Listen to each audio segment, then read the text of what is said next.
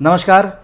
Icon steel प्रस्तुत built icon इस उपक्रम में आज हम हैं नासिक ज़िले के मालेगांव में और हमारे साथ है खलीलुर रहमान जी, जो एक सिविल लाइन में बहुत तजुर्बा रखते हैं।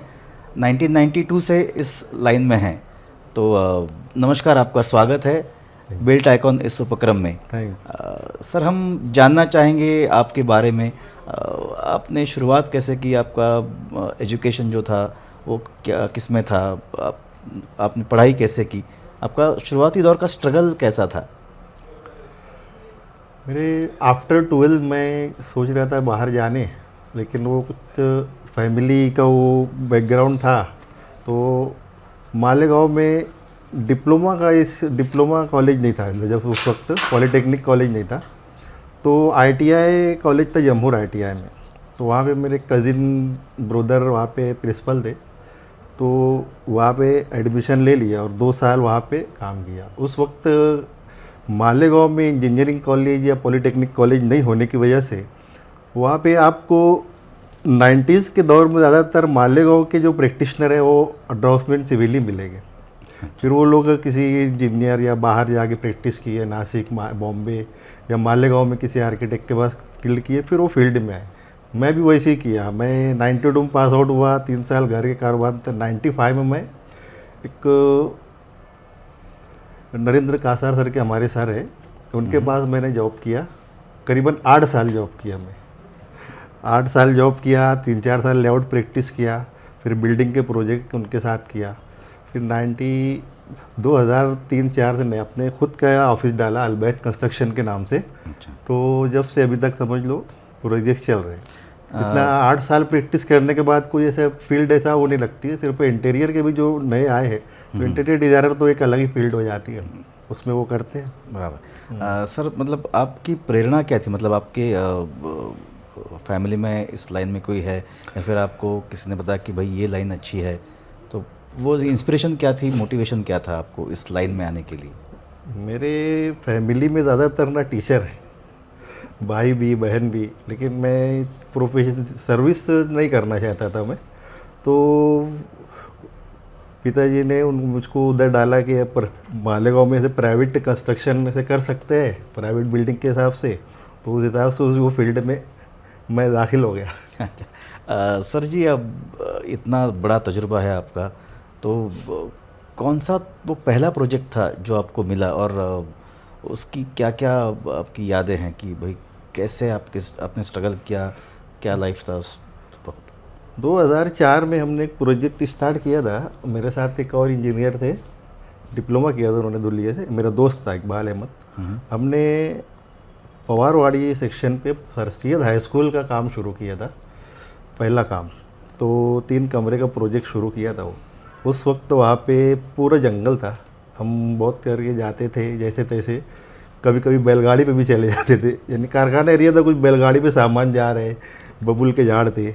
बहरहाल वो प्रोजेक्ट पहला था। फिर रेसिडेंशियल प्रोजेक्ट उसी दौरान हमारा एक मालेगांव सिटी में हुआ, सरदार नगर में। तो उस वक्त ज़्यादातर प्रैक्टिस मालेगांव में थी ना, इंजीनियर नहीं लगाने की थी वो टाइम में। ज़्यादातर ठेकेदार के अंडर में ऐसे काम होता था। तो इंजीनियर को ऐसा एकदम लाइटली लेते थे कि लगाना कि नहीं लगाना। तो सरदार नगर में जो प्रोजेक्ट किया था, मेरा अच्छा प्रोजेक्ट हुआ। और एक रेसिडेंशियल प्रोजेक्ट में स्मॉल प्रोजेक्ट था वो, ऐसा कुछ 18x25 ऐसा कुछ।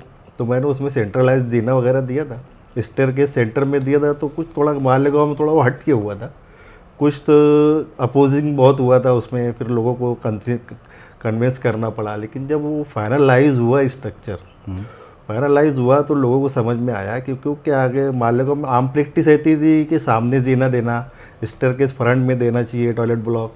अब मालेगांव में गाँवठान है, ज़्यादातर छोटे प्लॉट से, तो जो एयर और सनलाइट और एयर का सोर्स था, एक अगर एक है वहाँ पे, अगर अपन स्टेयर दे रहे हो सन सोर्स ख़त्म हो जाता था। तो वहाँ पे अगर हॉल दिया तो अच्छा रहता, से पीछे जीना दे दिया, तो उससे मेरा प्रोजेक्ट अच्छा हुआ था वो। बहुत बढ़िया।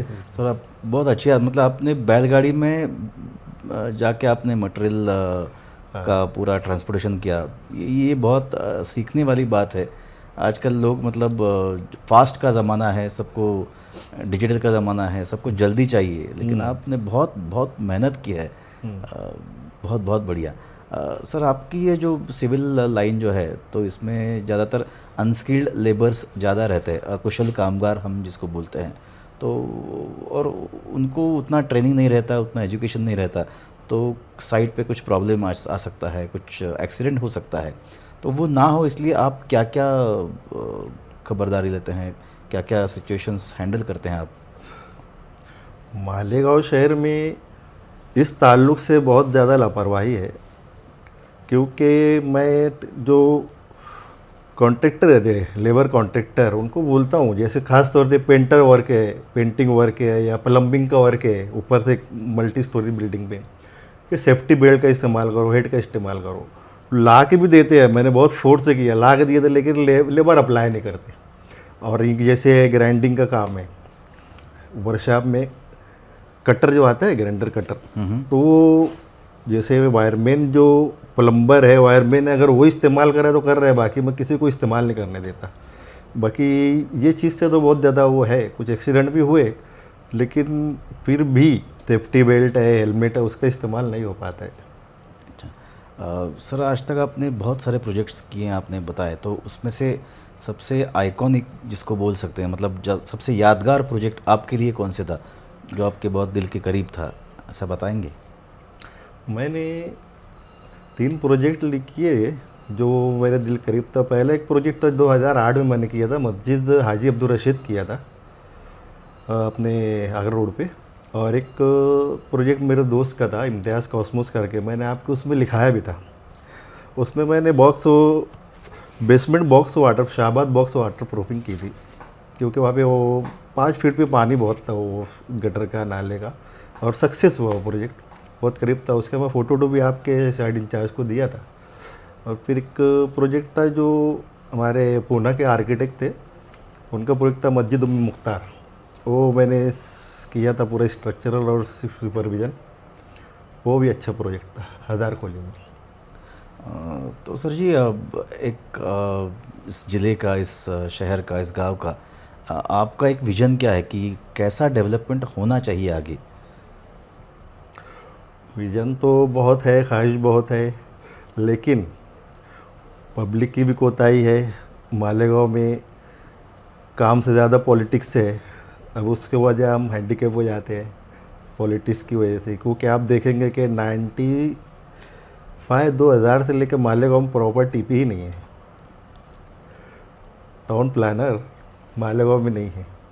और फिर उसके बाद अतिक्रमण है, लोगों को कुछ बनाना है, अतिक्रमण है, ट्रैफिक है, तो इसलिए ऐसा कुछ विज़न ऐसा दूर दूर तक नज़र नहीं आता मालेगांव के डेवलपमेंट का। अच्छा, तो उस हिसाब से फिर प्रशासन की क्या भूमिका रहनी चाहिए, उनका क्या योगदान रहना चाहिए, उनकी क्या हेल्प लगेगी कि अच्छी डेवलपमेंट हो? अभी मैं आपसे कहा ना कि मालेगांव में जो टाउन प्लानर नहीं है, टाउन प्लानर नहीं रहने की वजह यह है कि जो भी टाउन प्लानर रहा पॉलिटिक्स का शिकार हुआ।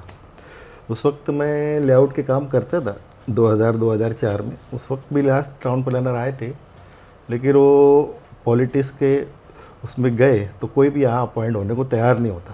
तो कोई भी प्रोजेक्ट आया, कोई परेशान आया, सब अपने वोट बैंक के हिसाब से उसको इस्तेमाल करते।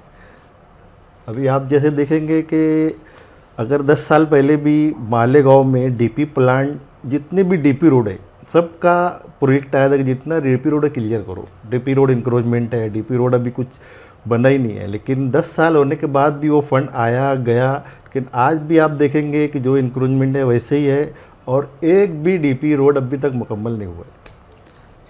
तो एज अ सिविल एसोसिएशन बोल सकते हैं, या फिर आपके लाइन में जितने भी लोग हैं, तो सबको मिलके ऐसा क्या, मतलब एक ठोस कदम लेना चाहिए, या फिर बोलते हैं ना कि जिम्मेदारी सबकी होती है, तो आप एक एसोसिएशन के लिए क्या सुझाव दे सकते हैं, या फिर इसमें और क्या डेवलपमेंट हो सकता है?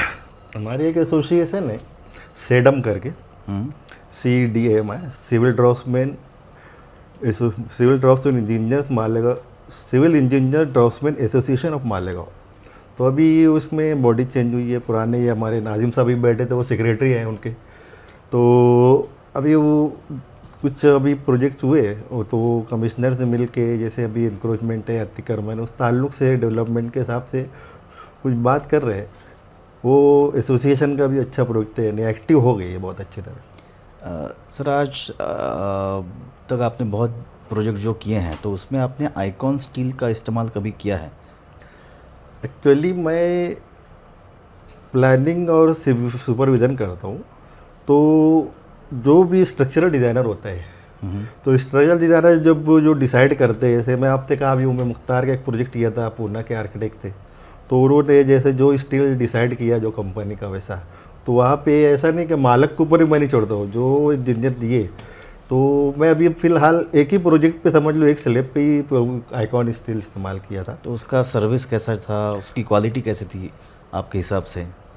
क्वालिटी तो जैसे अच्छी ही थी, क्योंकि मैं पहले स्टील कोई भी आता है स्टील, चाहे वो पोलाद हो आइकॉन हो जो भी हो, स्टील आया तो बार बेंड करके पूरा देखने का कि उसमें पपड़ी आ रही है नहीं आ रही है, ये अपने हिसाब से लेबर के हिसाब देख लो, कुछ रहता है तो उतनी भारी वापस कराता है। आइकॉन में मुझको है कोई तकलीफ नहीं कर रहा है। सर जाते जाते एक छोटा सा सवाल लेकिन अहम सवाल, आपका इतना तजुर्बा है इस सिविल लाइन में, तो जो नए बंदे इस लाइन में आ रहे हैं, जुड़ रहे हैं, अभी नई टेक्नोलॉजी भी आ रही है, तो नए सिविल इंजीनियर्स के लिए आपका एक क्या संदेश रहेगा कि भाई कैसे काम करना चाहिए इस लाइन में अगर टिके रहना है और डेवलपमेंट अच्छा करना है, तो बता सकते हैं?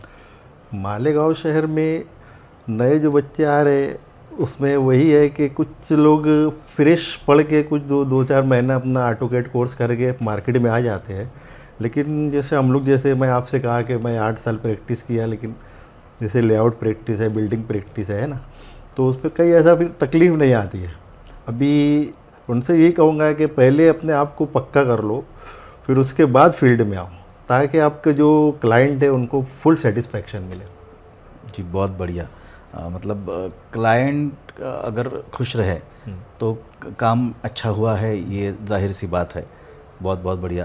बहुत अच्छा लगा आपसे बात करके, आपने वक्त निकाला और आप यहाँ पे आए इस बिल्ट आइकॉन उपक्रम के लिए।